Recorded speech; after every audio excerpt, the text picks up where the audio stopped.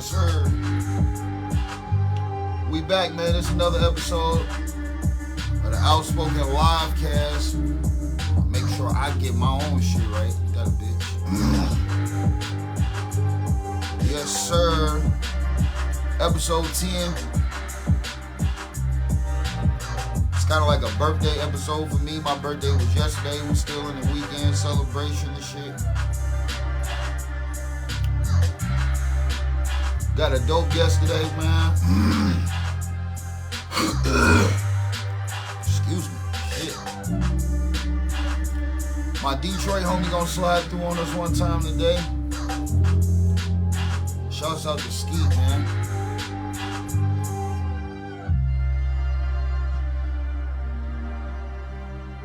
Let y'all fall in. Before we go all in. Had dreams that I was balling. Flamborghini.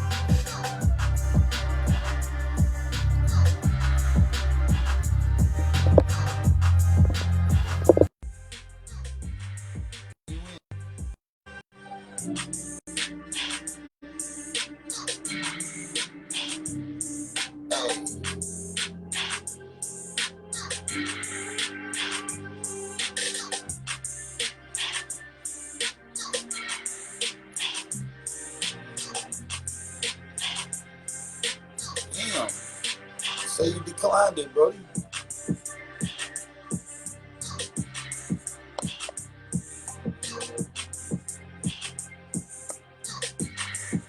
Send it again.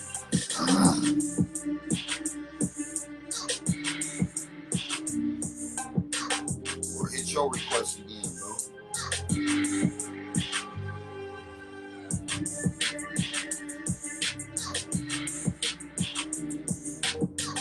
Or another drink, or some more weed. I'm gonna do it right.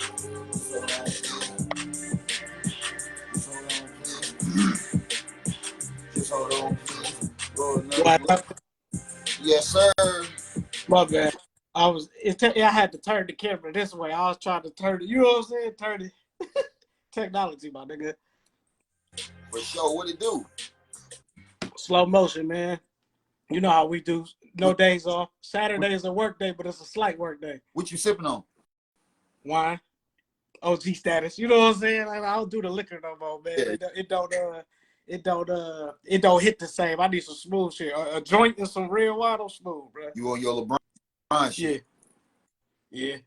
It get me where I need to be at. It's a nice little, like, you know what I'm saying? You can ride that shit out for a couple hours. Yeah. You feeling, man? Happy belated. Man, thanks, man. I appreciate it, man. I feel good, bro. I don't know. I feel like new. Yeah. I feel like, look, this is what I'm on, bro. I'm 36, right? I'm 18. I'm 18 again. Okay. I'm 18. I get that. Yeah. I get that. So we gonna live it up like that. You feel me? I'm about to say, nigga, 36, motherfucker, look like he 21. Hey, I hope that's how it looks. Hey, bro, look, I'm about to say, because I got all these grades popping. I'll tell the truth. If you over there dying this shit, Flair, you could tell us. Like, ain't no shame. I ain't did that yet. They be under here. Okay. Here, and I had them, but I cut them off and gave myself the little beard line. So okay. Right now, but they on the way. No, I rock them because it's like it make niggas gotta listen to you because it's wisdom. You know what I'm saying? I know what I'm talking about.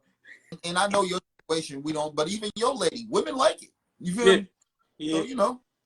it showed the wisdom to them. I guess they got to listen to somebody they know they supposed to be listening to. That's it. I see the merch, man. What's up with that, man? Talk to me, man. What's new? So man, it's so much shit, Flam, dog. I don't even know where to start, bro. The merch is cool. I slowed up on it a little bit last year because I was trying to, you know, we expanded to more like a network, right? So like we started off as a podcast, got like 5 shows now. So what I started doing is I wanted to make sure everybody on the squad, you know how the music works, like make sure everybody get their own merch and their own spin-off show. So like, you know, setting everybody up, right? So then now this year, the plan is to just push the whole machine and get back like pushing the merch just nonstop. You know what I'm saying? I had to take a little bit of a step back to focus on the executive tasks and all that. So, and okay. then you moving more towards being a network, more so like a platform. Yep. So you going for like the Barstool Sports type of vibe. Yeah. Well, and because you know how this space works, bro. Because you know we go way back, right? And when I say way back, it ain't even the like the work, but like we done had the building convos on how to navigate through this shit. You feel me? So and just sitting back, you go further like with more, if that makes sense. I know people always tell you less is more to go up, but if you're trying to get the bag in the podcast space, the more you have to kind of like lay out the merch on the table for them, like I got this, I got this, I got that, then the more like, you know what I'm saying, the bigger the bag is. You know what I'm saying? One show versus like 30 shows is a whole nother ticket. You know what I'm saying? So you trying to get that big bag. Yeah, for sure. I mean, for sure.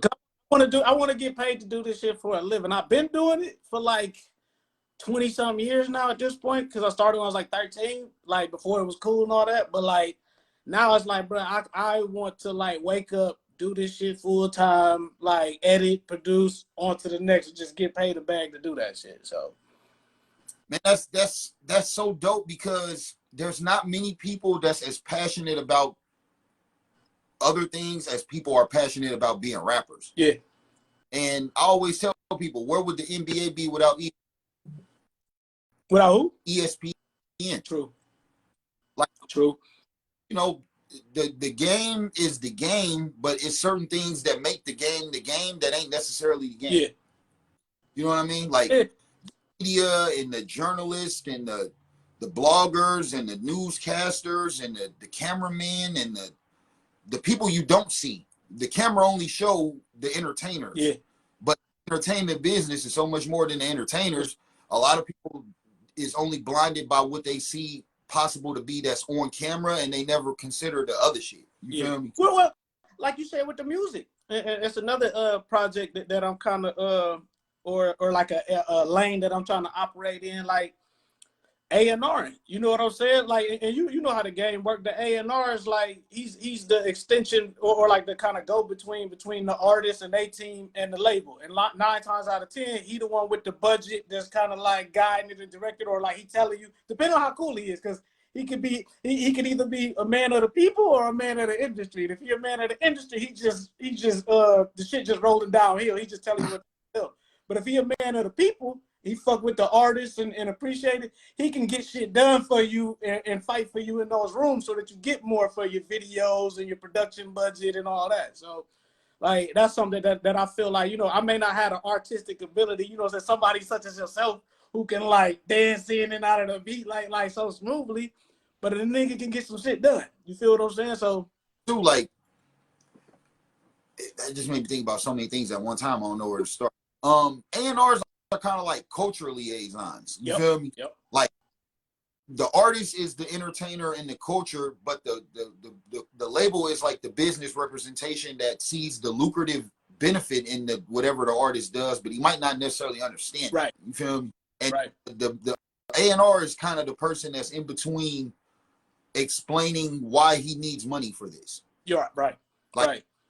So they might gotta like in the artist's vision, but he also gotta understand, all right, look, I know you want to land a spaceship and do all this net, but we only got a budget of X. So can we make a paper mache spaceship and then just shoot that bitch at a certain angle to make it look like more grandiose than it is? Like, it's all those types.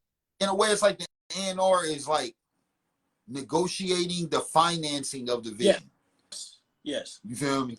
Yeah. And I feel like, you know, with me and my skill set, because like what people don't know, like they fuck with the pod and like all the shit that I got going on, but like my day job or like my day gig for the past 12 years, I've been a marketing specialist. So like I work in corporate America, like for like I work for Fortune 500 companies. I don't work in oil and gas. I don't work in like for McDonald's, like fast food, software. You know what I'm saying? So I done bounced around and kind of learned how shit works at a grand level. And it's just taking those tactics and those strategies and that understanding and putting it into the arts. You know what I'm saying? Like, cause I feel like our people, like you said, the rapper just want to get his shit off. He don't care about this and that. Just what time we got to be at the studio, cut the beat on, let me get my shit off, right? But it's so much shit they gotta like line up for him to like do that. So right, and so many things, like just the communication between the business and the craft. Like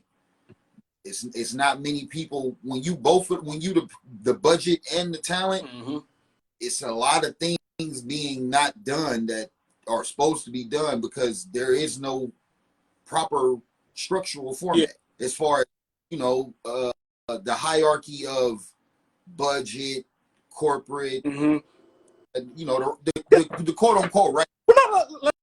Let's tell it for the listeners out there, man. Like how it really go is, you got an idea or whatever. Your A&R got to sit in the meeting. He got to kind of explain it. They're going to look at him. They're going to look at the line item in the budget. Maybe it's somebody from accounting or something that's sitting in there. They're going to see how much we have delegated. Now, you know, depending on where you are on the roster and how much of a priority you are will determine if they'll flex some funds, you know what I'm saying, out of the discretionary fund or this or that. But by the time they had you, they only had like a certain a dollar amount allotted to you, right? That's assigned to you. Now, if you prove your worth, they might throw some more in there or whatever, but it's going to be a back and forth conversation. And like you said, the A&R is in there kind of fighting for it. Maybe or maybe not, your manager might be allowed in those meetings. Maybe not the first one. He'll probably get to be in on the second round or the third round, or the A&R have a separate meeting with him. But that initial meeting is accounting. It's the whoever's the head of the project from the label, like of that particular division. And then they are going to like run it past like the higher ups, and they, you know, they just, who is he? What? How much did he do last time? Okay, well, whatever, and then keep it moving like that. And that's where artists don't understand leverage. Yeah, like it's all about what you've done.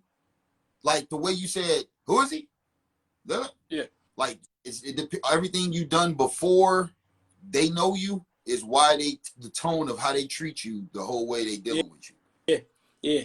I read that in the Nip book, the one that they did on him after he passed, kind of like the autobiography of it, and they talked about how his initial deal kind of came based off his back catalog. He had given up on the shit, got the spot rated. We know the Nip story. Like it's a real like up and down fight for him, and when he got the deal, it was like he wasn't even doing music. They heard his old shit and just knew his track record and his consistency and his work ethic and was like, we're going to sign you off that, and then we'll give you the funds to make new music. You know what I'm saying? So it's all about, and like I feel the same like with podcasting, where it's like I'm going to show up, but like I got my whole catalog and my body of work like to stand on with me, like, and that's my leverage when I sit down. So if I do sit down with a bar stool or somebody, you know, who the fuck is you? And I'm like, nigga, last time I checked, I was the man in this motherfucker. Like, proof of concept is everything. Yeah. What? Talk about it, dog. Because so I can say it now because it's the new year and it's already been announced. But like, I got this affiliate deal with Adidas, which so you know how far back I go. So. But so like proof of concept. So when it wasn't just a sign up or whatever. I had to like pitch. You know what I'm saying? So marketing background is not my first pitch. You know what I'm saying? And honestly, it was less pressure because I just had to submit it via email. So I submitted the first round, and then they came back like, we'd like to see a little bit more of this or that. Proof of concept. I already had a video, like an unboxing that I did when I bought some Adidas shit like last year, and made a YouTube video of it. So I sent that along with kind of my proposal, because like, imagine me, you know what I'm saying, Skeet Gross marketing your product. Next thing I know, I get an email saying like, all right, we in business, let's go. So I'm like proof of concept is everything, you know. And you already an enthusiast, like organically. Yeah. Well, for their brand. Yeah. You feel me? Well, So it's a selling point. Now, a lot of that was the, you know, I have an affinity for the brand. It's authentic to me and where I come from and the subculture of my community. You know how you got, I'm marketing, so you gotta like zhuzh it up a little bit. But it was fact. I ain't lie. It wasn't cat. Like I remember Flaming. You know this. You from the west side of Dayton. I'm from the west side of Detroit. For some reason, I feel like we click because west side is the fly side. Like just wherever you at, just thing. But like for me, I'm telling them, like, you know what I'm saying, it's a thing, like it's a style, it's how we do it on our side of town or whatever, and they went for that shit. yeah. You know what I'm saying? It's like nigga, like I remember being a kid growing up, and niggas was clowning me because I got fresh one time. You know how we do the jerseys? You had put me on to like the jerseys and shit, right? So I had like a Matthew Stafford like Super Bowl Rams jersey with like the black, blue, and yellow. I ain't had no Adidas to match that shit, right? So I go in the closet. I found some old like dunks from like college, like the Wolverine dunks. Remember the one, the yellow joints with the black and the blue on there? So I throw those on just to take a picture for my birthday with the fit on. Underneath my comments, like they was killing me in the comment section, like this nigga Low got on Nikes. This is the first time I seen you in Nikes since like forever. Where the Adidas at? Oh, it ain't no more. Like that's what they was more so concerned about. So I'm like, you know, it's real. You know, it's real.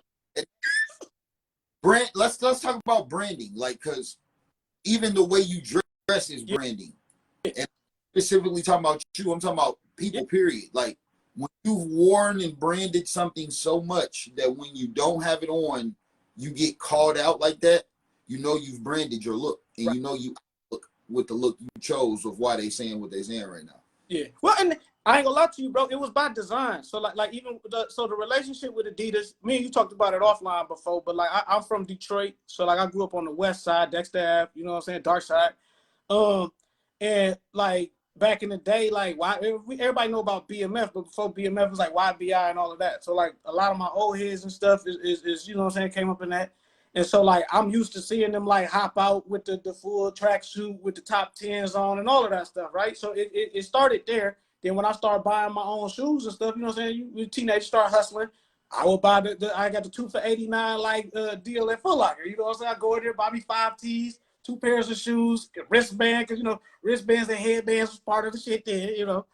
And I kept going with it. But then when I got to college, I went to school in Ohio, Bowling Green, and everybody looking at me crazy, like, don't nobody wear Adidas? Don't nobody wear Adidas? So I ain't gonna lie to y'all. I switched up, started wearing Dunks. You know what I'm saying? Like that's the Dunks was in.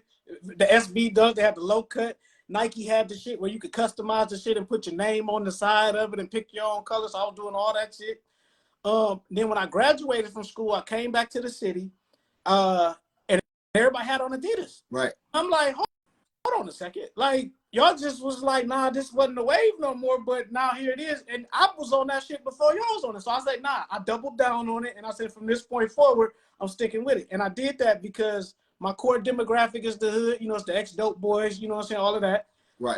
But then also, like, Adidas is timeless. You could put on an Adidas tracksuit in 1985. You could put one on in 2023, and it's still gonna be fresh either way. You know what I'm saying? So that way, I ain't got to keep up with the trend. So that was, like you said, I branded myself that way. And then my core demographic is the hustlers. So what is the hats called that they used to wear with the tracksuits? I know what you're talking about. It's a fuck. Cause I asked my mama. She was like, "What you want for Christmas?" I was like, "I want one of those." And they was like, "Nigga, you too young." Like, nah. She right though, cause not straw. It's like it's a boater type hat. It's like I forgot the official name, but I know what you're talking about. The word with the fila suits. Yeah. Well, so at my wedding, my wedding was because my wife, like, she from like a gangster ass family. Did you send them the pictures of the wedding people nah, with Adidas on? Nah, I'm saving though. I'm saving it because we got it lined up. I was tucking some content that I could just like reuse. You know what I'm saying? And go about it that way. But the hats at our wedding, it was all the OGs like lined up, hats on, all this and that. Like her side of the family, my side of the family. We was outside, so the balloon started popping. You start seeing the old heads like reaching inside their blazers. It's like, bro, we cool. It's all good. Yeah. It's love. It's all good. So tell me about growing up in Detroit, man. Like, man, what you want to know? Y'all y'all got the world watching y'all right Yeah. now, and it got to be kind of weird for you because, I mean, you're so familiar. It's like second nature to be familiar with where you come from like Yeah. that, but it got to be weird because you're not there right now. So, Oh, yeah. So, man, imagine, because you got a lot of sports in your music. I know you fuck with sports. Imagine winning the championship but not getting to go to the parade, my nigga. Imagine like confetti, everything's just fun. Like, and you dropped 60 on niggas, right? But like, you can't even show up to the parade because I'm in the H. You know what I'm saying? you ever It'll be 10 in you the ever, H. you ever hypothetically think like, how would what you do now be effective there? Yeah. Oh, bro. Because of, and I will say I could confidently say this now because it's already been confirmed. And then like with the announcing of the Adidas thing, like, you know what I'm saying, the hood went crazy. But like, I'm hood famous now to an extent. You know what I'm saying? So I know if things would probably go a little bit more smoother if I was back at the crib. But the thing about the city, and I'm gonna be transparent like with you as possible. Is this for you? I have a love-hate relationship with my city because while the city gave me so much, it also took a lot from me at the same time. You know what I'm saying? Like it's a tough ass city. Dayton the same way. You know what I'm saying? But it's a lot that come with it. You know what I'm saying? Especially like when you involved. That's what I tell folks. Like, it's easy to just be like, oh, I'm from the city, and you, what I like to say, a metropolitan ass nigga, where like you wasn't really like out there like that.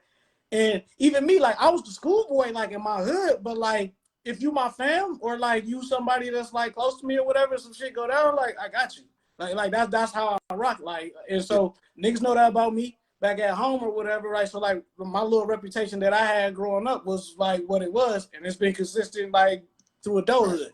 But when you have a reputation, you always constantly gotta, like, you know what I'm saying, you gotta renew that shit every year. And it's like, bro, I ain't, for what I'm trying to accomplish, I can't still, you know what I'm saying, be pulling up and on the rah-rah shit all the time, trying to, like, you know what I'm saying? So I feel like, yes, things would be different if I was building this shit at home, but I also feel like it made me stronger because I had to build this shit like outside, you know what I'm saying? Like, Yeah. outside of the comfort zone, if you will. How is it just seeing Detroit cash in on its own culture? I love it.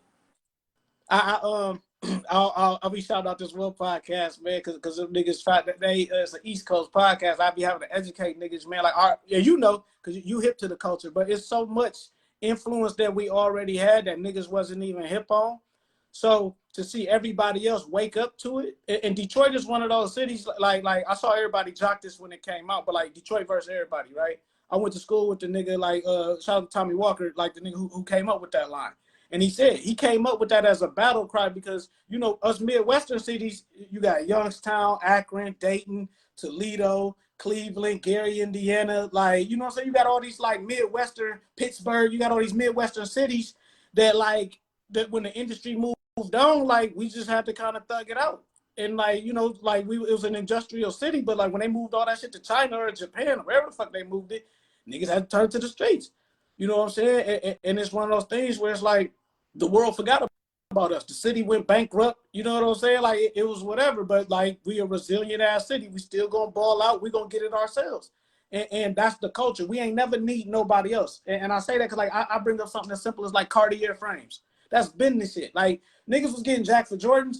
In Detroit, you can get jacked for Jordans, but niggas was jacking for yays. They snatching yays off niggas' faces and stuff. So we don't need the rest of the world to validate that, like, oh, Cartier is the thing. It was the shit to us, so that's all that mattered. And now everybody else is hip to Cartier frames and all of that and stuff, right? Like, so it's like our culture is our culture, and we don't give a fuck.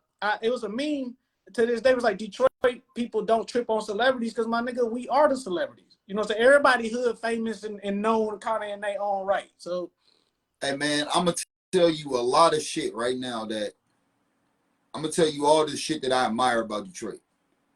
One, and I never been, and I'm going this year. I already told myself, but they the most self-contained place I ever seen. yeah. Like, they are so engulfed in themselves. They don't really care what other people got going on. Now, it's a gift and a curse. It is a gift and a curse, but the curse was only the curse only existed while y'all were invisible. Yeah. But the curse is what made the gift now. Yeah. Facts. I'm with you there. I'm with you. When I first got hip to Detroit musically, it was kind of like a rediscovery because we hip to y'all. Yeah. We're not hip to the core of y'all that we getting right now. Well, you feel me? So let's talk about that though, right? Because everybody outside the city's track record with Detroit probably started with like Eminem. If you're an old head, it might have been MC. Was it MC Breed, who was really from Flint, but like he helped put on the Detroit culture, or Michigan, I should say. But most people, Eminem, Royce. Then we got the Big Sean's of the world. Then like T Grizzly came out. That's what really I feel like woke people up to like the authentic street sound. Because Detroit got styles. We got Jay Dilla, you know what I'm saying? We got the Royces, so we got lyrical, we got boom bap, conscious rap, you know what I'm saying? We a big techno scene, so like that's the thing too. But the heart of it is what I like to say, authentic trap rap. You feel me? That's the real trap music. Is Detroit and Memphis is the real trap music to me. Like in this age. Now think about this, right? I'm gonna say this: Detroit is the first trap rap that I heard properly enunciate words. What you mean? We talk like that. Like we haven't seen trap in any other form than Southern. Where it's like a little mumble, like a little mumble to it or a cadence. Yeah, just the Southern accent. Period. Gotcha. Trap has always been associated with authentic trap. Authentic trap is Southern. Yeah. And whenever Midwestern or West Coast or New York people do it, it don't sound to them. It don't sound authentic because you're not Southern. Like you don't even talk like that. It don't have a draw to it. Yeah, right. I can see that. If you really you could be actually the authenticity of the content that's needed to be talking about that shit. Yeah. But the sound would be like. Well, it's funny you say that because like with Detroit, they said like.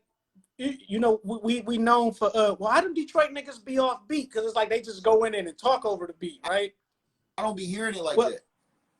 Well, because you entrenched in it. What it is and what I learned is it's a Dilla thing where like Dilla used to kind of like do his beats a certain way. So it's not really off beat. It's just kind of that third count maybe dropped out or whatever. And now the straight niggas, because they ain't really trying to like learn all the way. They just get on and just go. You feel me? So I understand that a little. That's what I know. Yeah. Is that not a seek of perfection with that shit. I'm just gonna lay this shit down and it is what it is. Yeah. Well, I'll say it like this. That's true. That part is true. But I just stylistically, I think there's a difference between E40 and Silk the Shocker, right? Mm. You can listen to both. Man, they offbeat as hell, but 40. 40 just like to jump in and out the pocket and just that. A lot of Detroit and Oakland, like the Bay Area culture, is intertwined anyway. 40 and Bila, who Bila's underrated like a motherfucker, but like 40 and Bila spent a lot of time in Detroit and was one of the first like sets of artists, even back in the day, that was collaborating with Detroit and shouting Detroit out. You know what I'm saying? 40 even helped us by saying like the Bay and Detroit is cousins. You know what I'm saying? And that's what Detroit, and then even the Bay niggas started switching from hyphy and started really rapping like us because it just was so much of an intermingling of culture. So it's still a style to it. When they would start rapping like y'all, they wouldn't sound like y'all. They still sound like them. It's like kind of showed them a way to do them another way. Right. Well, it's like people with drill music now, right? You see how you got the New York niggas who drill, but it don't sound like Chicago drill. It don't sound like London drill. You know what I'm saying? So I get what you're saying, making that comparison, but that's different. Because actually did a whole nother thing. They just calling it the same thing. Okay. Well, shout out to New York for always copying and stealing, but shout out to them. Look, Flam, like, don't get me canceled, brother. We Midwest. Fuck the East Coast, nigga. Fuck that shit, bro. This is my thing, right? It's been a long time since New York had an original New York sounding rapper. A long ass time. Say it. A long ass time. But I will say this. Pop Smoke was definitely about to be that. Yes. I had a conversation yesterday about that. Like with 50's polishing, because initial Pop Smoke, you was like, okay, I hear it, but he needed a little bit more work. He was starting to turn the corner before he got. When you can, this the A&R eye. You feel me? When you can see the wave before the perfection. Yeah. Oh, that's why I know I'm built for this shit, bro. We done talk. Shit, the wave that we on, we've been rocking for at least the past 6-7 years or something like that. So it ain't like, you know what I'm saying, niggas. Oh well, he just dropped mode. Let me right. shoot. Nah, I knew Dog was nice. That's what made us link up. Cause oh no, this nigga nice, nigga, and you stayed nice. You got nicer like as you went. So shouts out to Lil Chaos, man. That was the link. Yeah, for sure, my boy, for sure. But man, like, I mean, Detroit is like, it's kind of like blown out the water at this point. Like, I feel like labels are at the point where they know that they need to get somebody from that. Like, this is a market that people always like this. Like you said, Cincinnati's, Cleveland's. These is kind of big cities, but they don't really count like that. So they're not big enough to be big for real. Right. I mean, and Dayton is even smaller, way smaller than them. So we really don't count. But I feel like labels is starting to see Midwest artists that's taken off a lot of the markets that they left untouched. Yeah. And well, I can try to get that shit. I will say this, because we always talk about in hip hop, we talk about the blog era, right? Yeah. A lot of good artists came up in the blog era. And when I think of Midwest in particular, I think about the Big Seans. I think about Chip the Ripper. You know what I'm saying? Like, and Chip was a man. Come on, like Chip was like I don't feel like he got his just due. Maybe other people may feel different, but I feel like it was a lot more meat on that bone for real. But like, I feel like a lot of our Styley, I had a chance to interview him, even though he was from Ohio. He said he spent a lot of time in New York, but we identify with him as a Midwestern artist. And I just feel like a lot of people skipped over the Midwest. You know what I'm saying? Like they came and went, and if you didn't land that deal with a major, they stopped looking. Freddie Gibbs is another person that I can think of coming from Gary, but he had to go out west and kind of like play. This thing though, a lot of these artists you naming, other than the Detroit artists, them having to go to a bigger established place to move and get moving, it changed their sound. Yeah. And that's one of the things about Detroit that I've always been like, how the fuck are they going this high from the ground? Yeah. Like, not the ground to Atlanta to California, then to they doing this shit from a dead market. Yeah. What? I mean, for me personally, right? I remember, and I told you, like, with my whole like love-hate relationship, I knew we was gonna have our turn, right? Like you said, being able to spot the wave before it happened. We too dope of a city and a culture and stuff, and like how we get our shit off. Cause like I said, everything that niggas was praising Atlanta for, y'all welcome, my nigga. Like you see BMF when they went to Atlanta, we brought our culture to Atlanta. Even, and I quote this, I read it in Gucci Mane's autobiography. He said, when BMF came to Atlanta, they turned the city on its head. Atlanta was Atlanta, but BMF came to Atlanta and gave them the sauce. Okay, so I having Chevys and old schools. Yeah, he's put up in Lambos and all types of exotic cars, of Detroit player shit, right? So for me, I just couldn't. Me personally, I couldn't stick around in the city long enough to see us get there. Because think about it, I left in 2013. So we talking about 10 years. It took 10 years, like really 8, because I'll say the past 2 years has been where we at. But look how long that is. Yeah. You know what I'm saying? So you can stick it out and stuff, but if you really like interested in the culture like that, you might end up dead. You might end up in jail. You might have, you know what I'm saying? This might happen. So I still personally needed to grow like beyond that. But the thing that I could say, and to your point, some people leave and go like take on the identity of wherever they at. I've been in Houston for 10 years now. You ain't seen me, oh, what it do? You don't see me no fucking cowboy hat on. You ain't seen me no fucking cowboy boots. I love Houston, but I'm a Detroit nigga. You know what I'm saying? So you can't, you're not gonna take me out, you know what I'm saying? You're not gonna take the Detroit out of me. I haven't heard one word that you say that you've grown into saying like them. Only one. I only got one. What? I like it. It just flows so smooth. Talking about. I love it. Now, I've been able to mix it because like, and I did it with my boys. Me and my homies that like I grew up with. We do a Zoom call, and oh man, dog, he talking about this. He talking about this. So I try to mix the two, and they like, bro, what? But this thing, you ain't say Tom Bot.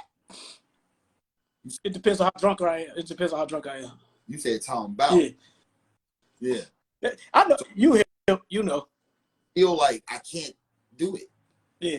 I'm just so Detroit. I can't say it all the way like that. Even down to the sports teams, it's hard. Like I'm a diehard like Pistons, Lions, Tigers, Red Wings fan. Like I'm not a fan of the Rockets. I tried to be a fan of the Rockets. It didn't feel right. The Texans is like, okay, this is cool, but nah. And then the Astros, they won the championship and everything. And I'm like, oh, good for y'all. I was rooting for Verlander because he left Detroit and came to Houston and leveled up. So I'm like, that's the only like shit the storyline that I cared about in the World Series. I don't watch no baseball. I got a question for you. Go ahead. Have you had Trill Burger? Not yet. I heard good things though. I've heard good things, but I haven't had it yet. Like, bro, the reviews, like when I watch him do like, a rapper's eating it or somebody that's famous is eating it, the reviews they give him, these ain't fake. Oh no, and they it's some people from the job, from the day gig, that tried it and they was raving about. So that's when I was like, it's real because celebrities you just try to look out for your mans and stuff, right? But with this, like they was like, nah, bro, like Trill Burgers is amazing. I'll go back again. Like when's the next one? Like I gotta find out when they're gonna be selling them again. Like I want to be there. So I'm like, all right, next time I gotta ride over there. I've been to Texas once. Okay. I went to South by Southwest in 2012. Okay. What was that experience? Because niggas go around February, March time. Niggas go crazy for South by Southwest down here. And that was and you got to understand that I didn't know what it was. Mm-hmm. I never heard of it before. Yeah. Like we were like my management saying like we going to South by, we doing show. I'm like I never heard of it. I ain't never even heard of it. Yeah. And when I see it's SX, I'm like, what the fuck is this? Yeah. Yeah. So we drove. Oh shit, y'all crazy. I mean, that's dedication for real. Had to have weed, bro. Like, yeah. Like I'm not going if we don't got no weed. Wait. So I drove from Detroit to Houston twice when I moved down here. Drove down, flew back, drove my wife's car down first, flew back, drove my car down. Hate driving through Kentucky. No disrespect to Kentucky, but you know what I'm saying? Hey, it's Kentucky. The other half of my family that's not from Detroit is from Memphis. Okay. Like Tennessee, like Jackson, Memphis. And Jackson is halfway between Nashville and Memphis and stuff. So like Tennessee, cool. Arkansas, cool. Then Texas, all of East Texas, it's like 8 hours to get from once you cross over from Arkansas into Texas just to get to Houston, my nigga. So yeah, I feel what you're saying. Man, Texas is so big that you really get an understanding of how them independent artists ate so good. But it's a little bit of the Detroit mentality too. I don't need to go nowhere else to go on tour. If I could just if I'm in Houston, let's say I'm in Houston, we can hit Austin for South by Southwest. We can head down to like some of those border towns, Laredo. What's the other one I'm thinking of? McAllen, like, you know what I'm saying? You hit South Padre, all that shit down by Mexico. Shoot back up to San Antonio, head back up through Austin, go up to Dallas, hit up Waco, Tyler, Texas, Amarillo, you know what I'm saying? Lubbock. Like, it's all these little, like, and you just do a whole little tour there, and you ain't never have to leave. You know what I'm saying? And they gonna fuck with you because it's homegrown. It's like 12 hours big, bro. Yeah. For sure. Texas. Be careful, because the speed limit will drop on your ass. You'll be riding, thinking everything cool is 75. Then out of nowhere, you look up the speed limit is 25, and right where it's 25 at, the laws is right there, and they on your 75 to 25. Yeah. Through East Texas, when I was coming out of like Texarkana, going through like I was taking like the back roads or whatever, and it like them small look. That's how they jam you up. Like it's like a big drop. One sign you see be 75, next thing you look up is 30, it's 25, 30 miles per hour. And if you wasn't looking, you still cruising at 75, and that's how you get flicked. That's a weak ass setup. Well, You know what it's designed for. I mean, clearly, You know damn, it's designed for. Like, let's not even talk about if you one of those niggas. What Pimp C say? If you an I-10 hauler, if you try to, you know what I'm saying? If you try to slide, better know where all of them yeah. at. Yep. Damn. So yeah, I went to South by. This is the year of 2 Chainz becoming 2 Chainz. Okay. What, when he switched from Titty Boy to 2 Chainz? Yeah, he might have switched the year before that, but he's going real album this year. The based on a true story. That shit was hard. Yeah. Hey, that was yeah. But I was there for maybe 5 days. Damn. Never saw that many celebrities ever. Damn. Like, I don't know if I saw that many celebrities total in my life as I saw that 5 days. Yeah. So was you did you get a chance to like get into some of the events and the parties and shit? Because there's a lot of niggas that just kind of like parking lot pimp it. But then like if you go and you got like the full pass and shit and you just walking up in there, like it's 2 different experiences for real. I had the entire all access experience. Okay. And again, bro, I don't know what this is. So I'm not really understanding how exclusive this is for real. Right. I mean, I'm understanding that I'm going in like some major concerts and some, you know, I know where I'm going, but it's like, I don't understand that, like you say, I don't know that there's people that just come parking lot pimp. Right. Like I've never been. So I only know what I'm doing. Yeah. Now, did you get a chance to perform? Yeah, I performed 2 or 3 times. Because that's I asked that because again, it's one of those it's Eminem lose yourself moment. If you got the opportunity, that's where you find your audience, and you never know. In that crowd, that's where you get your A&Rs and your, you know what I'm saying, your label execs, and the even if it's an intern, it's like I like this guy, and then they go bring attention to you to their boss or whatever. That's how you find the right one. I don't give a fuck if it's 10 people in that room or if it's 110 people in that room. Like, if you in South by Southwest and you got that opportunity, you better bust it. Like the crazy thing is, my performances, I had management that was doing business with the Ohio Hip Hop Awards. Okay. People.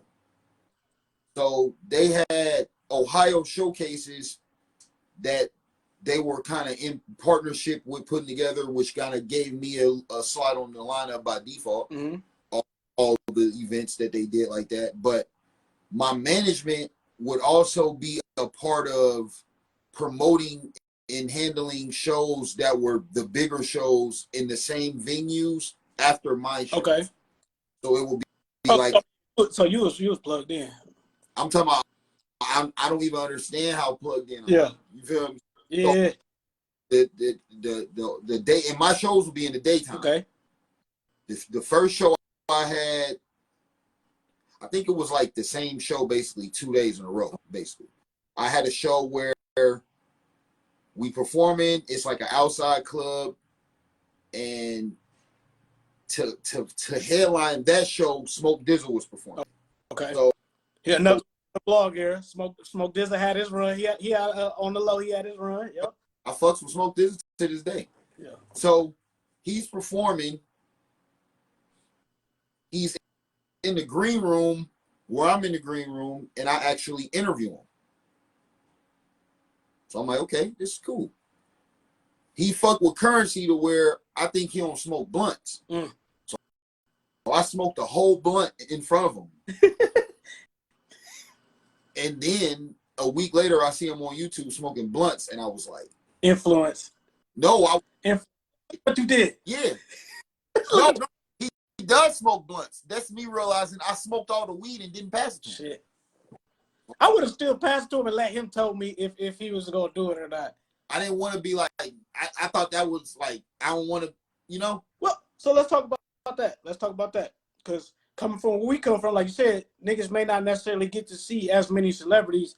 And when you find yourself in a situation with a bunch of people around you, to a novice, like a rookie move, and I understand what all the self-help books and stuff tell. Oh, be seen. Make sure you shoot your shot. Nah. You got to be a player about it. You got to be player in the situation and learn how to navigate and maneuver. I'm not saying be timid, but you got to pick and choose your spots, kind of like how you want to do that. I'm gonna tell you what I learned. It's like trying to get a bad bitch. Yeah. And for sure. as long as you don't get denied, you always have a chance of getting some action. Yeah. But when you get denied, you're denied. Yeah. So your best bet is to just, you know, mix and mingle and keep yourself in the opportunity instead of just blowing the opportunity. Right. You feel me? Well, you got to say that again, though, because the young niggas out here that's trying to get to where we've gotten to don't understand that. And I say, because I know my brand is very much being like here, outspoken, right? Like just bringing the ruckus, you know what I'm saying? But the inaudible part is like knowing how to subtly like move and get close, and then know when to, like, you know what I'm saying, to pull it. Like Right. get to the rim and get to the shot off. Like don't just start launching 3-pointers from half court. And, nigga. Like, and I got a couple of examples in this story that's gonna be kind of like giving examples of that. So we do the show where I'm performing in the daytime. Smoke Dizz's headlining. I interview him. I smoke the whole blunt. In the room, Currency walks in. So I'm like, what the fuck? yeah. Now, this is the craziest part about this week. A lot of these people I saw, I don't know I'm going to see them because I'm so exclusive. I'm seeing who the crowd don't know is coming out. Got you. So you in the back when they like just hopping out before it's even been announced and all that shit. Yeah. So I don't know this, but I'm just blindsided by them appearing because they're not on the lineup. Yeah. So I'm in there. I'm like, damn. Now this is the wild part. I remember I'm in the green room in the daytime when it's the Ohio showcase. It's damn near just my green room. Mm-hmm. Because my management is in on the promotion of this show to where everybody can't come in here but us. Right. So I go from, now this is where the line of exclusivity that I'm walking back and forth on is fucking the whole trip, because I don't understand it. I have, like, the experience is making me understand that this ain't just for me. Yeah. But in my mind, I'm thinking like, what the fuck is y'all doing in here? You feel me? Mm-hmm. So I'm in the green room during my daytime show. They got bins in each corner with brand new towels. They got wristband flash drives. Oh, shit. They got Heineken sponsorship. It's coolers of Heineken in the corners. It's Red Bull sponsorship. It's Red Bulls. Everything got sponsorships. Yeah. Now, this is the first time I'm like, bro, they're giving away all this shit for free. Like, this is, I don't know, I ain't this, and I'm just soaking it in as I feel like I made it. Like, they giving this shit to me. Like, I get, damn, you feel me? Yeah. So Currency come in. Matter of fact, I seen Big Duke. That's Chip's manager. I went to college with him. I want to say Chip was in there, but I'm not sure. So I'm hollering at Duke. He looking at me like, man, what's up, man? You ain't, damn, you here? Yeah. I mean, we holler for a little bit. So Currency walk in, big ass security guard. He gets to where he's about to sit down, and he pull out a big old bag, but he got like just a corner of the bag got weed in it. About to roll up. So his security guard just hands him a cone already done. Yeah. He give him a hug. Like, thank you. Like that nigga say today. thank you. Work. For the bathroom. So they like, it ain't no bathroom back here. The only bathroom is out there where he got to basically walk through the people. Yeah. Like, fuck it, I'm going. So Musa, his manager, him and Musa go to the bathroom. Now, there's another thing. When you see people that you normally see with a computer frame or a TV frame around them, without it, they don't look like how they look in person. No, they look like that, but it's crazy how much everybody you seen with them on the computer is right here with them in real life. Oh, shit. Okay. All the supporting cast is really them. The features, the artists on the label, the management. He had Fiend with him, Roddy, Trademark, Musa. The whole fam was there then. It was a family affair. I'm like, damn, this is crazy. So he come back in the green room. He smoke. So I perform, and they're in the crowd watching me perform. The whole jet life that's and live. That's live. So I do my shit. Smoke DZA goes up the headline, and they cut his set off before Currency get called on for his song to do. Okay. I'm like, what the fuck? Why would you do that? We walking out. Trademark come up to me and say, I don't know if he came. I don't think he came up to me. I think I might have just accidentally realized I'm walking next to him.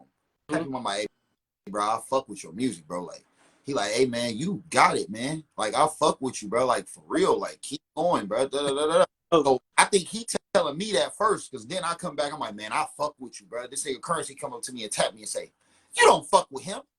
I fuck with him. That's all right. No, hold on. So as this is happening, I know you were dating players, so like you gotta like I know you in your bag. How do you process that? Or like how do you? Because in your head's like, oh shit, like Currency said it I'm dope. How you react? No, he didn't say that. Currency told me, you don't fuck with him. I fuck with him. So I was like, one hand, I'm like, damn, Currency just talked to me. But on the other hand, I'm like, damn, Currency just played me. Damn. See? But I never let that fuck with my perspective of him. Like, that's still one of my favorite rappers to this day. Yeah. Like, but how I do my shit and everything. But that felt weird. Like, was you joking to give me an experience? Right. Damn. And that shit lingering. No, you know what you should have did? You should just snuffed his ass. That's what. What you say? Yeah, that would have been wrong. I would have, but at least we would have got some straightening, right? Like we would have. So listen, left you lingering. He definitely did. So this is all as the show is dispersing. Now, this is the Ohio showcase that's dispersing. When this show resumes, it's gonna be Machine Gun Kelly, okay, 2 Chainz, Travis Porter, and Miguel, L. Verner, a few other motherfuckers. Wait, so this you said this is 2012? Yeah. Oh no, so all them niggas was hot at the time. Machine Gun Kelly was still on his run too. So yeah, right. So we go, we leave, and we come back. Now when I come back, I walk up to the door, and the security guard standing right there. So I walk up like this, like search me. He said, "What you doing?" I'm like, I thought this was the routine. I said, "You ain't gonna search me?" He said, "What, you got something?" I know you with them. All right. Okay. Go in. Now this is like the real show. Like, this ain't no little local showcase or regional showcase. Like, this is a real show. You feel me? So we come. My manager come up to me and say, "I'm about to set y'all up in the VIP, and then I gotta work this show. If you need anything, just text me." So I got, like, everywhere I went for that whole week, I had 10 blunts rolled in my pocket. That's smart though, because now let me ask you this: from a branding and marketing, how many of those did you smoke yourself, and how many did you have? Like, did you have in mind just in case you run into niggas, or that was just straight for you? I don't know how to do that shit at the time. I'm literally, I don't know. I just smoke weed. I mean, that's the majority of the reason why I got it. But at the same time, I know that I'm trying to work an image, like I'm trying to put a look together, but weed was just, it wasn't a networking tool. It was just a look for me to look like somebody. Yeah. As the very first night, was it the first night? Yeah. First night we get there, we go to a party sponsored by Hewlett Packard. Okay. They got a HP ice sculpture in the front of the party. We on the roof, I'm smoking. A white guy come up to me and he asked me to hit the weed, and then he say he worked for Disney Pixar. Shit. Yeah. Yep. That's how that should be. This is the first time I really saw we do this kind of networking on its own. Yeah. You know what I mean? Yeah. So I get it. So I'm talking about, I kind of got an understanding more of just, man, you smoke some real good weed around these motherfuckers, and they're just gonna, they head turn like, whoa. But that's why I said you keep a couple extra chops just so you could be like, break bread with a nigga. Like, let's say you running. If I had one in my pocket everywhere I went right now, I would do that. Yeah. But then I don't know to do that. You feel me? So I got the blunts. He give us a fifth of Remy with the spout on it. They bring us the glass cranberry juice bottle, the orange juice bottle. I ain't never seen this shit in real life, bro. This shit only on blogs. Like when niggas be in the club, the catered service, bottle service coming. I ain't never seen this shit before. I got video footage of me when they bring this shit to us. I'm picking up the cranberry juice like this. What? This is, I ain't never saw this. What is this? Yeah. Oh, it's cranberry juice. I don't even know what it is. So we smoking, we drinking. As the night goes on, it just gets faker and faker. Like, I can't believe this. I really can't believe this. Nah, I can't believe. I'm never gonna believe it. Like, as the night went on, it just got more and more not real. So we in the VIP. I see El Verner perform. I see Miguel perform. When Machine Gun Kelly performed, we still over there vibing. Now it's people coming in our VIP, and I'm like, I'm thinking the VIP is just for us. It doesn't work like that. But I don't know. I'm like, fuck is y'all? Who are these people? Like, why are they in our shit? Like, tripping. Y'all know these niggas? They with y'all? Like, now they trying to drink our drink though. Yeah, see, nah, that's what you gotta start. I know it don't work like that. I might be a little lost on the mixing and mingling and being over here with us, but I know that his wine is his wine, and my drink is my drink. You're not having none of it. Night goes on. My manager tells me they're playing my mixtape next door. Like, all right. Now you have to understand that as the night goes on, I'm more drunk and more high and more drunk and high. So I don't believe none of this shit's believable. You feel me? You just along for the ride at this point. You just... like, hey, your mixtape next door and 2 Chainz is over there. I'm like, okay. Right. So then he bring fucking DJ Green Lantern up to me. Oh shit. I'm like, damn, I know who you are. Like, legend. Okay. Then he texts me like an hour later and say, come to the green room. Now remember, this is the same green room. I just did the same venue earlier that day. So I know where the green room is. So I'm trying to tell my brother and my dude, I'm like, I'm trying to find him to tell him to come with me. I can't find him. I'm like, fuck it, I just go by myself. Yeah.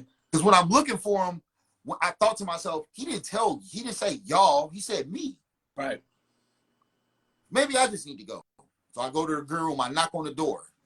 They open the door and 2 Chainz is dancing with this. Get me. I'm drunk. Wait. Was he still listening to your mixtape? Or he was listening to something else? They're shooting a video. Shit. So I'm like, I'm just standing there and fucked up. The security guard like, come in, hurry up and come in.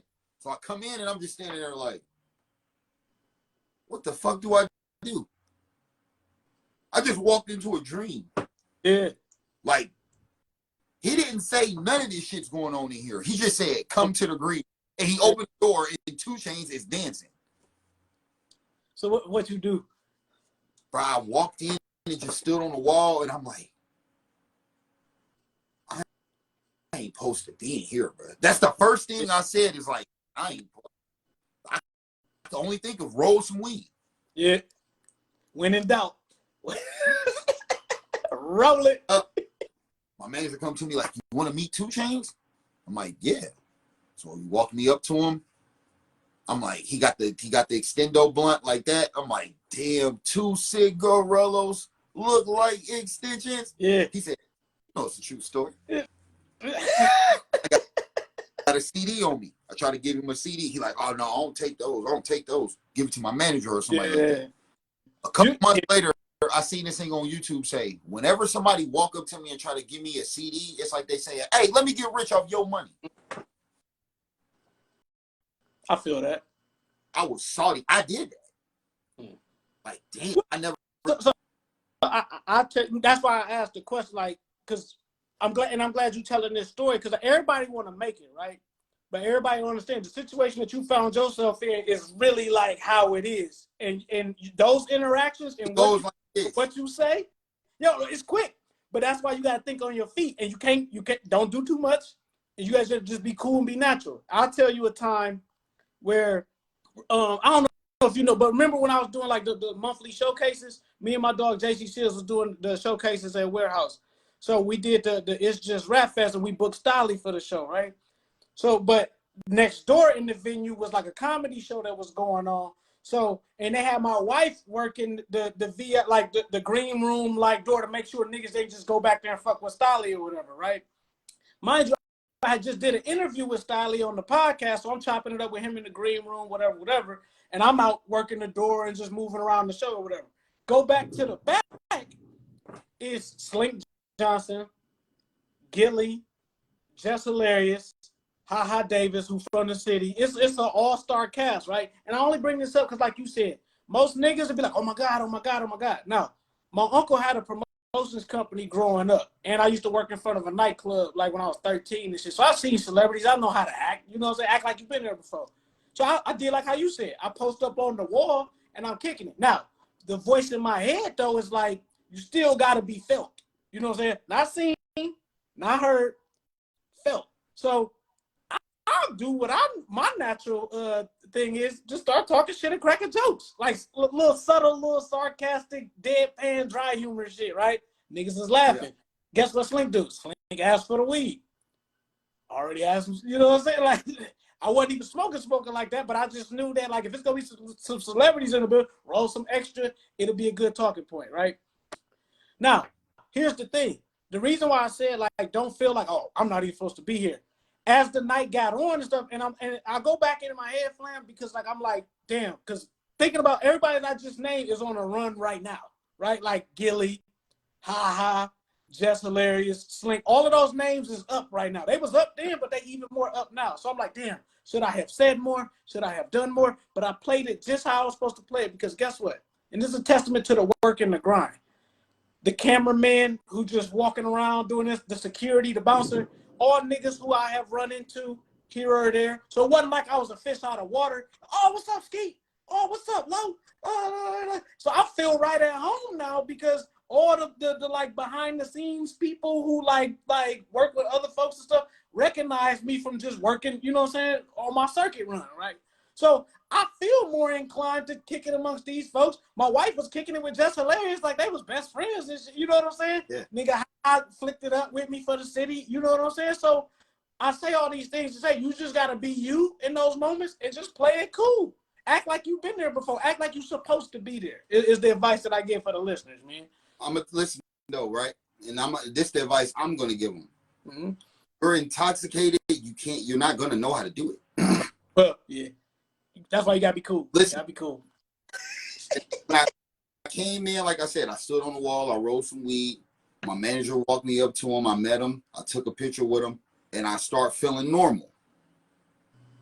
And you know what, this ain't really that bad. Like, I just met fucking 2 Chainz. Like, yeah. And I'm hot right now. Like, we listening to him and watching him right now.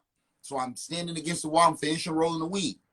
Kanye walked in. Shit. Now, really understand this, bro.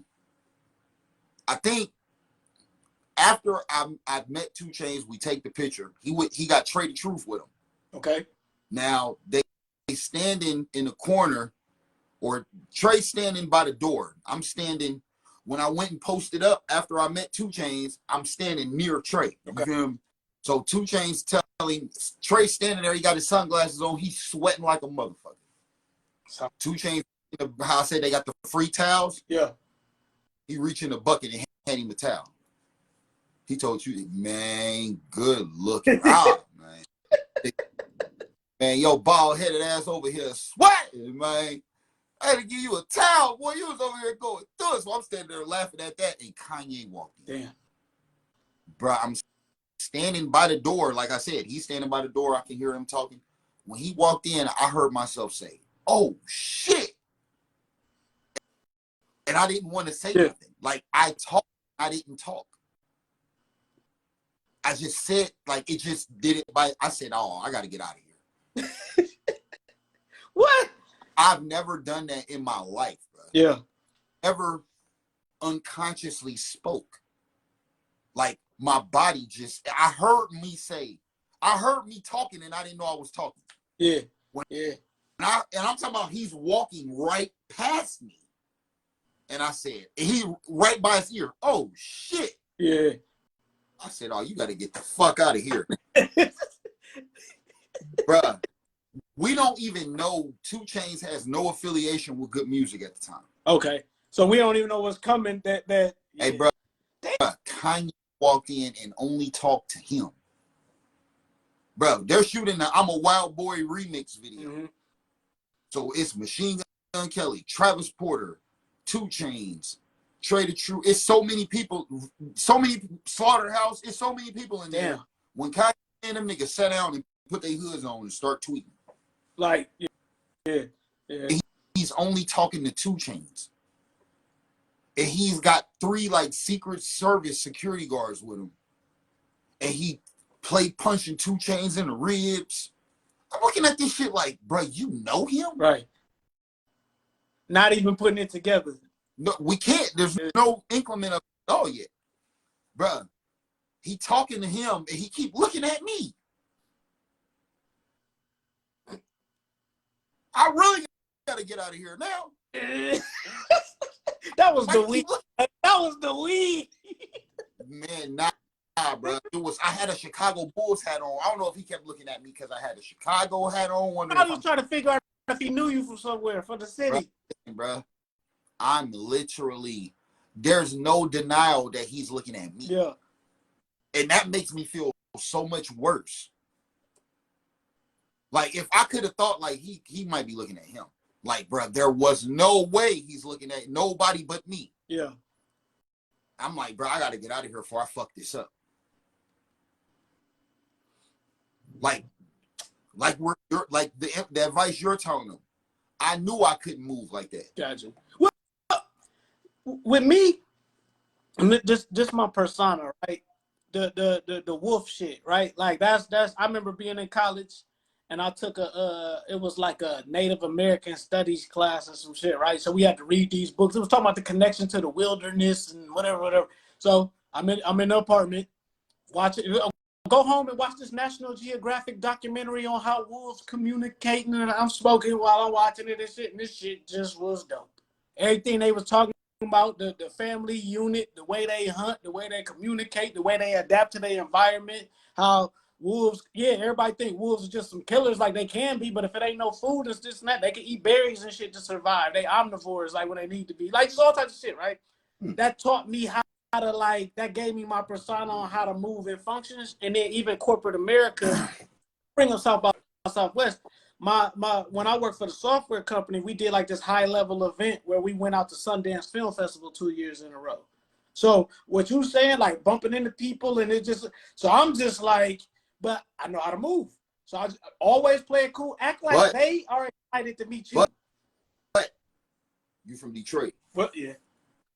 And y'all don't, bro, when I seen Icewear had Kodak in the hood for that video and nobody was moving, no, yeah, I said, this shit is different. Because, bro, like, so for real though, like, we don't give a fuck. My uncle taught me that. When I say moving, I mean chaos. Like, oh my God, bro, there was none of that.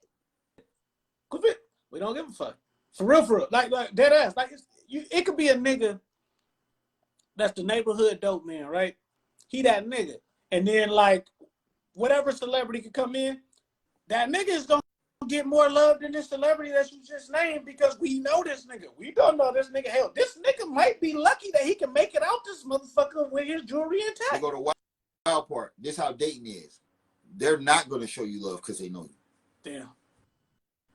But I mean, that's everywhere though. I feel like that's everywhere. Yeah, but maybe a little bro. Pronounced in dating though, because I'm familiar. I know a couple motherfuckers from dating and shit. And I'm saying, far as like when people like Sean Cotton from Say Cheese say, man, when I come to Detroit, I only hear them listening to y'all. Mm-hmm. Bro, do you know how there's not a lot of cities like that? Right.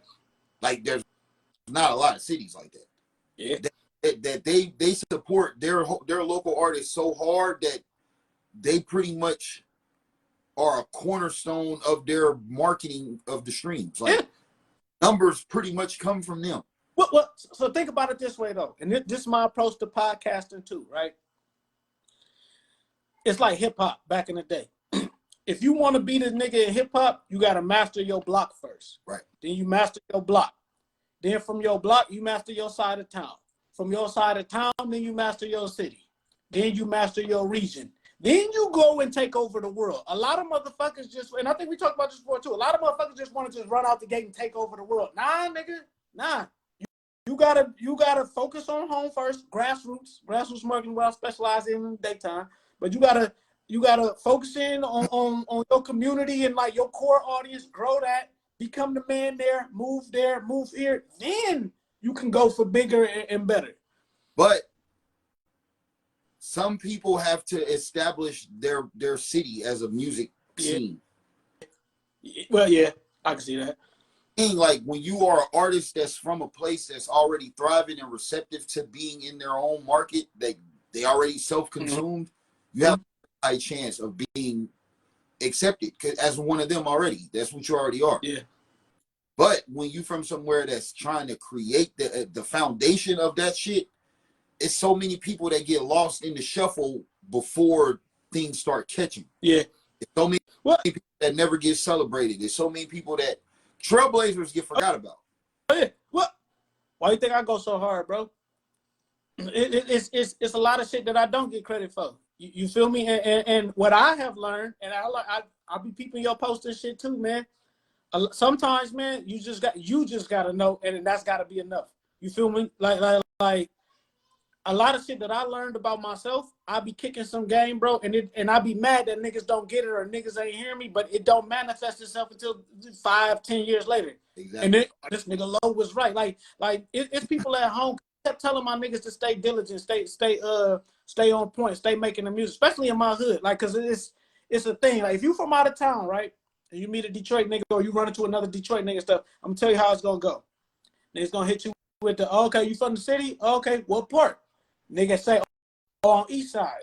You leave it to the alone because it's like, okay, the east side niggas is a whole different breed or whatever. But if a nigga tell you he's from the west side, it's gonna turn into it's a second line of questioning, not even in a bad way, but just because it's different connotations that's put with the neighborhoods or the sections that you from or whatever, right? Like my neighborhood got a whole connotation. Shout out to the wine, California Wine Club. Y'all make sure y'all go subscribe. Got to. My neighborhood is known for like its own shit. So if I tell niggas I'm from where I'm from, like I get a different reaction out of motherfuckers than maybe another nigga or whatever, right? But like that shit matters. You know what I'm saying? That's like you said, that's branding, and that like unintentionally that's branding, and that's you can, and for me, because I'm so true to like where I come from in this net, you can put whatever you want to put on me, nigga. Like, but niggas know how it is. And then back at the crib, like because we so like our own shit, it's a unified front now, or it's becoming a unified front. So like that's how we moving. So like niggas ain't even like, and I say that because my niggas rap, and they starting to bubble. They time is here. And I told them, even though Detroit is getting this shine, I told my niggas, y'all are about to get y'all shine. Because Dexter Ave, like Cash Doll, Dex Osama. If you know our city, and like if you from the city, you know T Dot. Like T Dot is like the OG like original person from like our area of the city. But like more prominent is Cash Doll and Dex Osama. But most people don't know about Dexter, right? Like if you're not from the city, and they know 7 Mile, they know Joy Road, they know this, they know that. We a whole different like entity. Like we move a whole way. Grizzly from Dexter? Nah, T Grizzly from Joy Road. Okay, Joy Road, my bad. I knew it was another famous street from the west side. Yeah, yep. So, and you know, I mean, it's you know, it's politics up to that shit too. But for me, and seeing my niggas make it, and like you said, like it's a certain level like authenticity. Like so, if a celebrity was to walk in and I see my niggas in that shit, I know my niggas is about the shit that they really rap about. So I'm gonna show more love to them than I am to this nigga over here because I don't really know the nigga. You know what I'm saying? Like I don't know for real.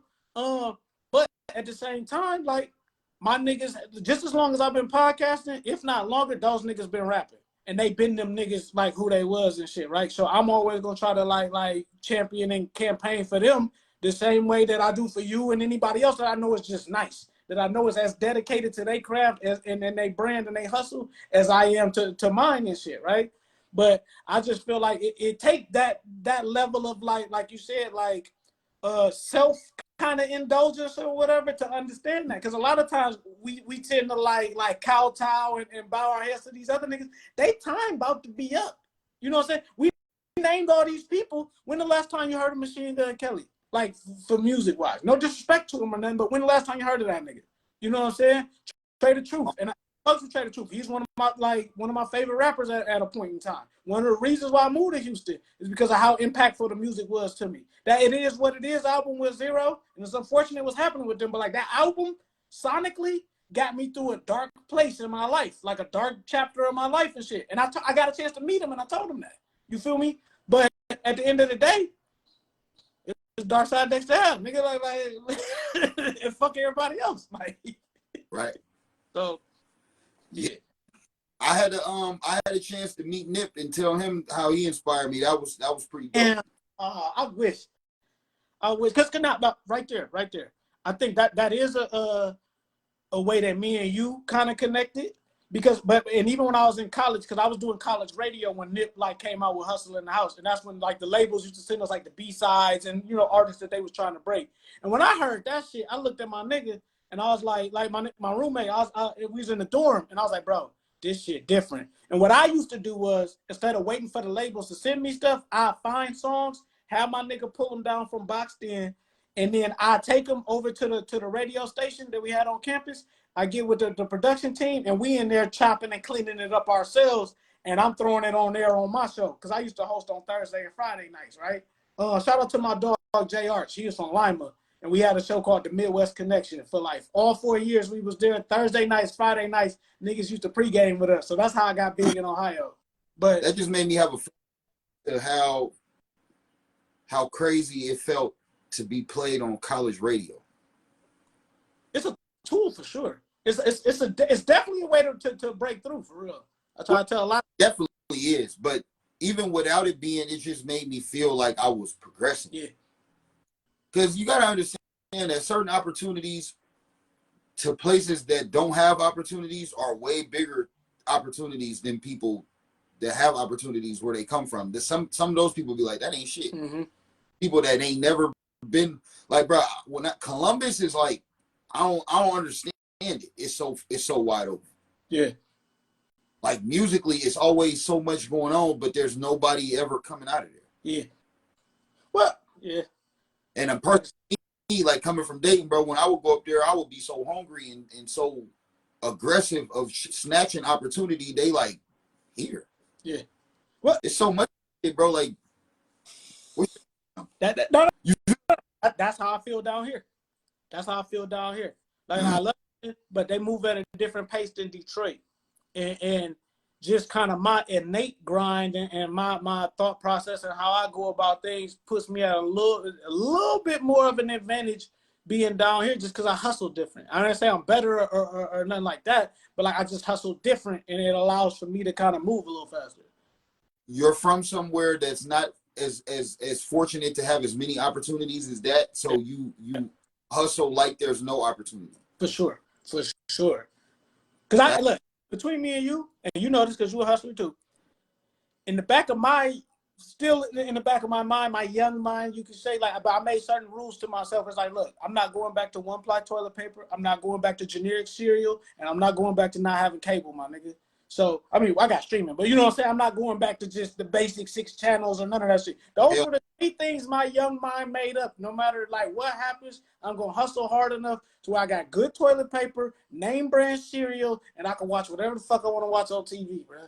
That's it. That's just letting you know how intense it was coming up. Nigga, take the big credit. Mandatory minimums have somewhat increased. Yeah.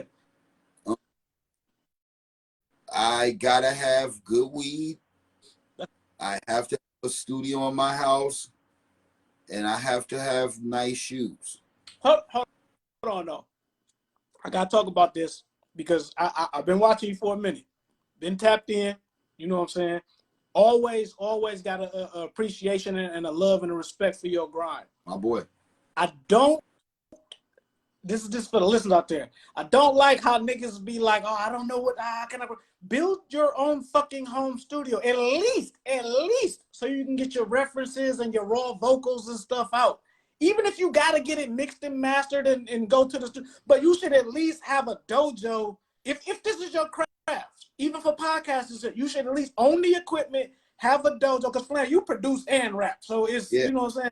But you gotta at least have your own shit so that you can work things out. You can't always do it on their time. COVID could happen. Niggas could act funny. You may not be able to get in, and you got an idea that you need to get out. You need to have a space in your crib that you can just go in, cut the shit on, and at least work through the shit, and then you can polish it up in the real studio. But like, you gotta cook, you gotta have a spot to cook up at. That's all.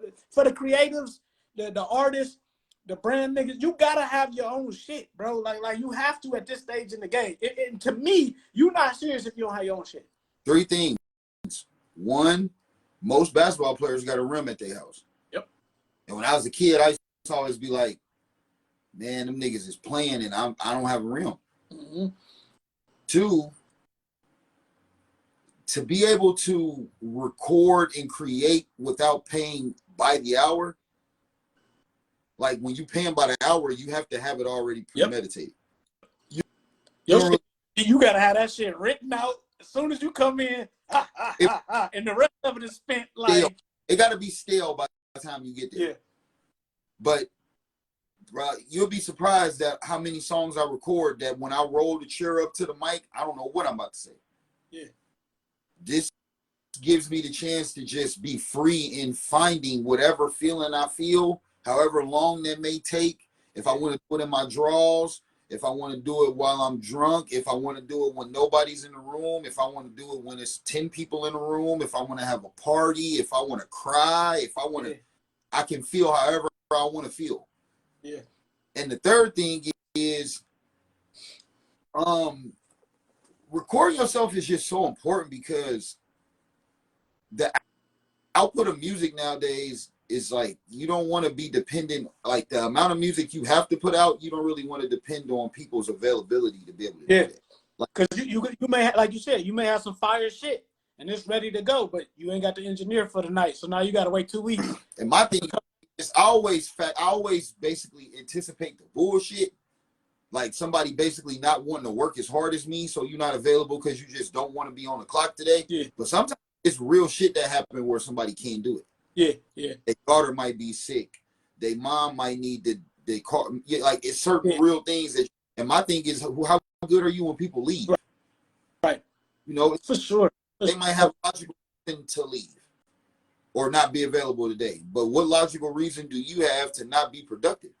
Right. Well, that's what I'm learning in kind of my interactions and in my travel stuff. Some of that shit, bro, it's either in you or it's not.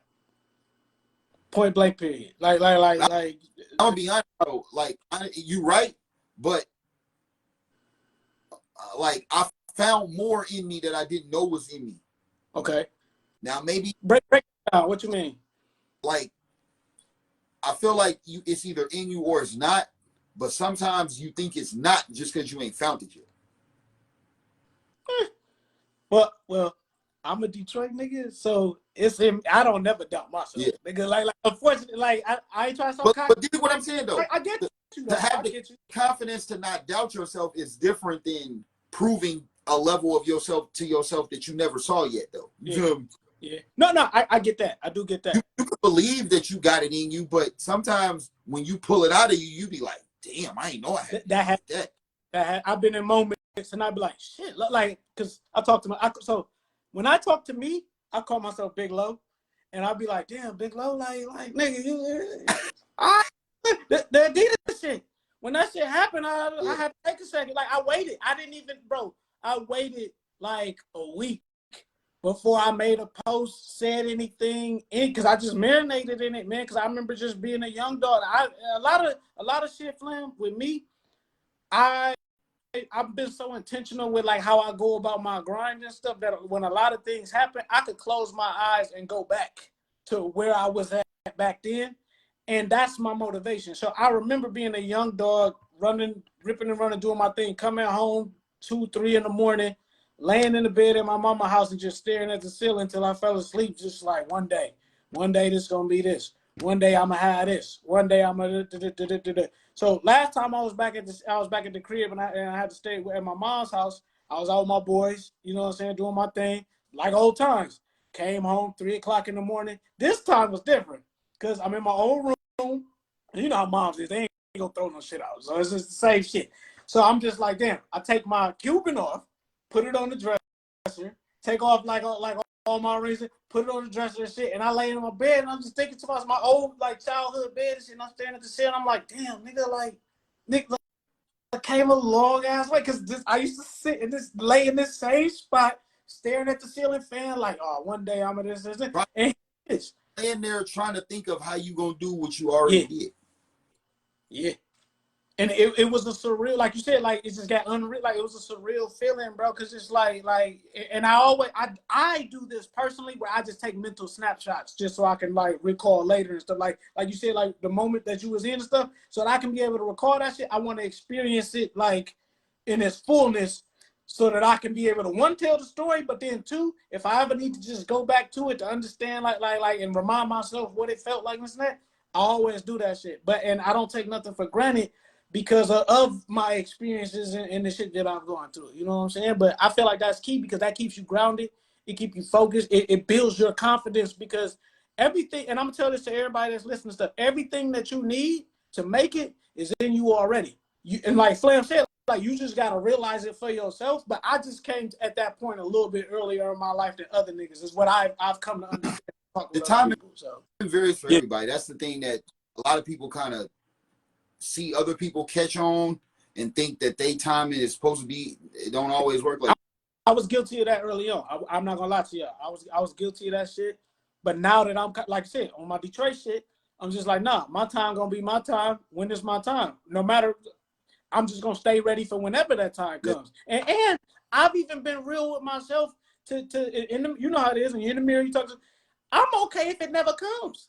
But I know it is going to come. Because the law of averages, the compound effect, everything that a nigga doing in his neck, like it's gonna happen. The law of attraction, all of that shit. I know it's gonna happen, but I ain't sweating it because I've detached myself from the outcome. I fell in love with the process. You're looking at it separately in the way of if the biggest blessing I've foreseen with this shit comes, it comes and I'll be ready. Yeah. But I'll build it even if it don't. Right. Exactly. And a lot of niggas can't do that. A lot of niggas want it. And what I've also learned is just because I've been blessed enough to receive some of the shit that like I worked and prayed for, I will tell y'all this. It's not gonna come the way you think it's gonna come. It's not gonna be all flashy and just sparkling aha moments. Sometimes it just come on some just normal, just regular in the flow of life shit, and it's just okay, that's what's up. And then you just gotta kind of keep going as if. You feel me? It's the two of my favorite players in the NFL when they was playing, Barry Sanders and Marshawn Lynch. Barry Sanders for obvious reasons, but I like Marshawn Lynch because of his authenticity and like what he stands for. But they always had the rule of when they scored their touchdowns and shit, like they shake hands with their offensive linemen, hand the ball off, and act like they've been there. Because I know I'm gonna get mine, my nigga. Like I know I'm gonna be where I'm supposed to be when I'm supposed to be there. So it ain't no need in me, you know what I'm saying? Like panicking and shit. Like that's just how I'm cut though. Like, and it takes a minute to get there though. But you gotta believe yourself. You gotta trust your what Larry June said. You gotta trust your dope. You gotta trust your grind. You gotta trust that you know what I'm saying? Like that you are who you thought you was, not what everybody else. Like you said, proving it to yourself. Like, oh shit, I'm a cold motherfucker. Mm-hmm. And then for me, it don't take me 4-5 times to realize like, oh shit, I'm cold. Like, nah, nigga. After I drop something 1 or 2 times, nigga, like, or like, you know what I'm saying? I nah, nigga, I'm not nigga. Like, and ain't nobody gonna shake that shit. Like for me, because I know like what all it took to get here, right? And I still to me feel like I got further to go. Now, if you ask my niggas back at home and like my close, they'll tell you I'm that nigga and like, oh, this nigga done made it and this and that. But for me, I'm like, nah, nigga, I'm just scratching the surface. I'm just getting into my bag. Because they still basing it off who you used to be. Right. And which we not downplaying the growth that was made between then and now, but yeah, you know, they focused on that and not really in tune with what the new goals is. Well, and it's fair because and what I had to learn is just me being kind of like out the way for so many years, but like they not in it. They not in there every day with you. And Right. my dog Vine, my best friend, saw 6 years old, man. That's my nigga. He was like, he hit me one time. He's like, bro, man, you gotta give yourself some grace, my nigga. He's like, look, he's like, really take a second. He encouraged me to do this. Said, slow down and really take a second to look at the ground you've covered in such a short time. And they know because them niggas been with me since the beginning. I didn't have the same hand in the same cards that everybody, else was dealt and shit. I legit had to build my shit up, right? So he say that to me, and I'm like, he right. But in my head, it's like, nah, but it's not right yet. You know what I'm saying? But I took a all last year for real. That's what I told you with the merch and all that. All last year, I felt I kind of throttled down, if you will, and just kind of floated. Like I read this book like Hustle and Float, and it was talking about like the balance between being productive and being creative. And you always feel like you in a constant just gotta go, hustler shit. But sometimes your revelations and where you get to and your ideas and your creativity comes in just the floating, right? And so me having to re-examine my DNA as just a hustler, just round the clock, just gotta get it. I had to just really just learn how to just sit back and let the game come to me. And I'm okay with that. You know what I'm saying? Now I found that balance. That's a whole different way of playing. Yeah. It's like, bro, I realize this is my 20th year in this shit. Mm-hmm. And like you said about just reflecting and I don't know, it like the last 2 weeks I've been like in a constant reflection of like how you said, laying in your old bed and thinking of all the shit you used to wonder, how am I going to do that I want to do? Like, man, I did a lot of the shit that I thought about wanting to do. Yeah. Now, I didn't, I might not have the financial things to show and some of the materialistic gains and, That's just subjective though. But the experience, man, like when I first started rapping, I don't remember wanting to be rich. Right. Everybody want to be rich, but I don't know if I ever wanted to be rich off of that. I just want to be a rapper. Like my original dream was just, I want to make music. Big Sean said it on that Detroit album. He was like, he had a bar, and it just will change my whole perspective. He was like, he too busy, he too blind to see that if he doing what he love to do in his spare time, then his dream already happened. And that was a bar. Cause it's like, my nigga, I work my day job 9 to 5, but then when I come home, you know what I'm saying, I get to work on the shit that I want to work on. It's like, this is it. Like, I get fulfillment out of this shit. Like, that's what makes it different from other podcasts. A lot of niggas caught this shit as a wave, but I'm like, nah, nigga, like, this is the shit that I knew that I was put, like, here to do. This is the shit that got me a scholarship in college, you know what I'm saying, going for radio and shit. This is the shit that, like, you know what I'm saying, kept me going. The pursuit of this shit is the shit that got me out the hood. And then now, having my daughter, it helped me to really, one, break generational curses, but two, it helped me extend and put her in a whole nother environment so that now she don't even have to go through half the shit that I went through. You feel me? So I don't never take none of that shit for granted. And like you said, I'm reflective of it. But for me, it just like that spark even more. And it just, and I don't want to get caught up in the disease of more, if you will, but like it motivates me even further. Because it's like, if I could do that, and I did that, I could do this, and this. I had a vision board, bro, and I ain't gonna lie to you. I'm not big on like New Year's resolutions and shit. I'm more of a 5-year plan kind of nigga. So I had a whole drawn out thing from 2017 to 2022. And I'm not gonna lie to you, Flam, nigga. Like, I done knocked out at least 2/3 of that shit. Like going, I had to add more shit to it just to be like, all right, well, fuck, what else can we do? Like, just to fill space. Because you can knock out all your shit early and be like, oh, I could just chill. And I was like, nah, I got to keep going there. Like, what else can I do? Like it's the world. And, I haven't made it public, but I got some other shit that I'm working on just to try to, like, you know what I'm saying? Try to test my boundaries and shit there. Because it's like, all right, well, might as well shit. Like, I'm killing it over here. Like, Exactly.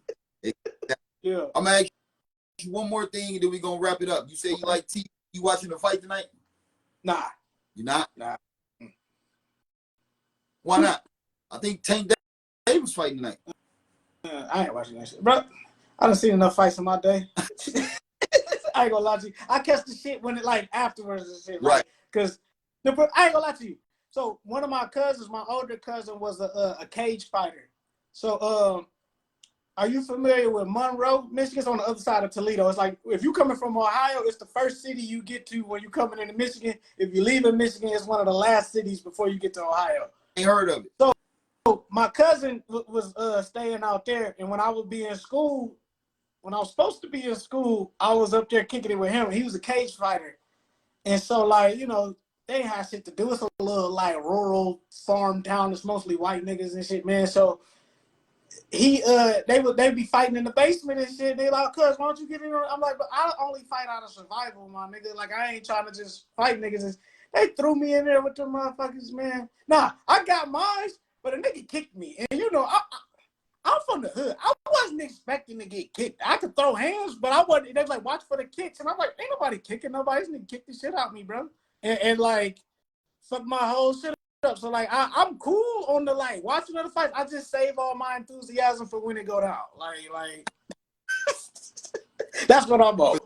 Yo, man, we gonna do a part 2 soon because it's so much we so good friends, bro. So much shit we always talk about. We didn't talk. Before we wrap, I want to tell this joke. Yeah. For the say how far back we go. Because when I had you on my shit, when I first was starting out, I didn't even have all the equipment and then I had to record on Facebook audio. Motherfucking SWAT team was raiding an apartment in my remember we was on, the chopper was flying in the background. I see the motherfucking boys jumping over it. And me an interview. I gotta figure out which one we did and like maybe we gotta rerun that bitch. But I was like, I hit you. I played it cool because I'm a professional. Yeah. But after I was like, Flam, man, they just raided the apartment, like the next building over. The dogs was out, the police was out with their flashlights and shit. When I looked out the window, that shit was fucking crazy. But we had a dope. That's crazy. I don't remember it because it didn't affect the interview. Look, they always teach you, nigga, like the show gotta go on. Hello. Yeah. This is I'm reporting to you live with Flamborghini, Gallardo, and we are here to tell you. Yeah, and bro, you gotta stay cool in the tornado, I guess. Yeah, huh? yeah. They be out there reporting them motherfuckers too. Yeah. For real. But yeah, bro, tell the people where they can get the podcast and tap in all the way with your vibe, bro. For sure, man. Make sure y'all subscribe on all platforms and Audible Ruckus podcast. Like I said, we got the Anaudiverse. You know what I'm saying? It's my way. Like how 50 Cent did Stars. It's like my show with a bunch of spinoffs. You know what I'm saying? So I got a show with my wife called The Skeeters. I'm gonna be real with y'all. That's where y'all hear a little bit more like my natural, just like who I am. Sometimes the baby be on there training her up. She a little producer. Gotta get her producer credits up. We got Let Me Book the Territory, which is a wrestling themed podcast with my dog E-Ray, A-Dub, and B.A. We got Music Impulse with my dog Smiles, who I did college radio with back in BG. And then we got... I fuck with Smiles. Bro, he a gym for real. Like as far as like his dedication and his grind to this shit, it ain't gonna be another nigga that you gonna meet. And he a good-hearted dude, yep. You know what I'm saying? Yeah. But I fuck with him because me and him, like, we used to do radio together back in BG, so we came up in the same dojo. Right. So it's good to shine together now. And then make sure y'all go to inaudibleruckus.com/shop, cop the merch. My wife's moisturizer dual is on there, the hair products. Make sure, you know what I'm saying, your beard, nigga 30, wave still spinning, you feel me? Then also I got we have another endeavor, Midnight Club, which is our marketing strategy and just kind of design agency. So all of your branding needs, videography, photography, marketing strategy, audio production, podcast production, you name it, we in this thing, man. You can follow us at mncagency.com. Like, you can go there and like check out the work and submit a request. Also, @thecreative_wolf on Instagram is where we at. You can follow me personally at Skeet Gross on Instagram and follow the podcast Inaudible Ruckus _podcast on Instagram. Like, hey, bro, I before I told you this, I tried to make it a top 5 list. Okay. And I don't have the 5th one yet. But you one of the 4 realest people I never met. Yeah. I appreciate that. Like, bro, we never met face to face in person. We just met through mutual parties, and then like we just been cool ever since. Now, niggas done text, interviewed, talked on the phone with us, like video call. Yeah. We've never been, bro. I always think like, bro, if we lived in the same city, this shit'd be different. Oh yeah. Oh, give it time, my nigga. We ain't done yet. We just get started. A whole nother chapter. But yeah, we a whole lot more seasoned than we was when we linked. Exactly. So we definitely got to get a part 2 in soon. I just want to make sure you know, bro, I really got a lot of respect for just your day-to-day living as a man, though. You feel me? Appreciate with your kids, with your career, with your focusness, like you locked all the way in on all the chords on the right way, though. You feel me? Stay, bro. You're doing the right thing, man. I salute you. I even get inspired by the shit you doing, because I know we doing the same thing. It's just in 2 different fields. So like no, I can't, you don't. Me and my dogs always say this. I'm gonna share this shit with you and the listeners, man. Iron always supposed to sharpen iron, my nigga. That's how we get better. For sure. You know what I'm saying? You hit me up to do this shit, it was no questions asked. I ain't give you no run around, ain't none of that shit. You my nigga. When you call me, I got you. My nigga. We right back soon, man. This is another episode of the Outspoken Livecast. Skeeter Gross, Inaudible Ruckus podcast. Make sure y'all go subscribe on all platforms. Midnight Club. Make sure y'all hit MNC.com. And make sure y'all go get them naturally made hair products, because I'm seeing they having them flowing. Yeah. They got them flowing. Shout out to the wife. Look, the hustle is innate, man. It's a family. Like we trying to get money on all sides, man. I ain't discriminating. I ain't turning down no dollars. My dog. And we right back soon, man. This was super fun, super dope. We could do this shit all night, but we gotta cut it because I got a nice steak dinner waiting for me right now. Got you, my dog. I'm starving, man. Yeah, all love, my nigga. All love. Bro. We right back soon. I'm gonna let you know what's the next date. Bet. My boy.